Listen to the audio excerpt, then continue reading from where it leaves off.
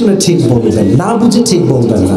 আমি আমার মুরব্বী আব্বাজানদের দৃষ্টি আকর্ষণ করছি। মুরব্বীরা আমার চোখের দিকে তাকান, আমার কথাগুলো শুনবেন। আপনার পায়ে আমার হাত। কিছু মুরব্বী আসছেন আজকের মাহফিল, 90% বেশি যুবক ভাই আজকের মাহফিলে এসেছেন। মুরব্বী আব্বাজান, আপনি আপনার হায়াতের শেষ মুহূর্তে আছেন। মনে রাখবেন, শেষ ভালো যার সব ভালো তার। একটা কথা বলছি, আপনার রাগ করবেন না। আমি অনেক মুরব্বীকে দেখেছি বয়স 70, 65, 80, দাড়ি পেকে গেছে সাদা, এখনো চায়ের দোকানে বসে পায়ের উপরে পা তুলে ঠিক আছে ঠিক আছে ঠিক আছে কিনা বলেন, আমাকে বলেন ঠিক আছে কিনা।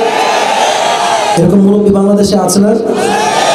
না আব্বাজান, প্লিজ মেহেরবানি করে কাজটা করেন না।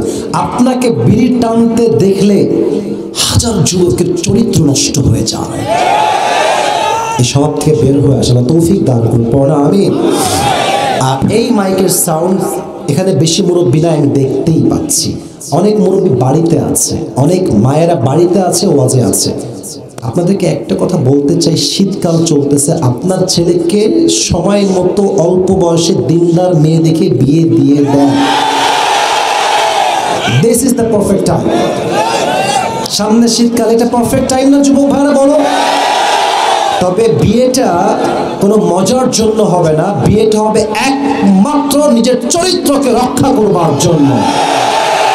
আচ্ছা, বাবারা কি বলে যে, আমি কিন্তু রাজশাহীতে অনেক সময় থেকে চাই, আমি রাজশাহীর ছেলে, বলে আপে তুই নিজের পায়ে দাঁড়া তারপরে বিয়ে করবি, এরকম বাবারা বলে না গো? বলেন, বলে না গো? বলে। তো বাবার জন্য বলছি, আব্বাজান পায়ে দাঁড়াবে একদিন না একদিন, দ্যাটস ফাইন, ওকে।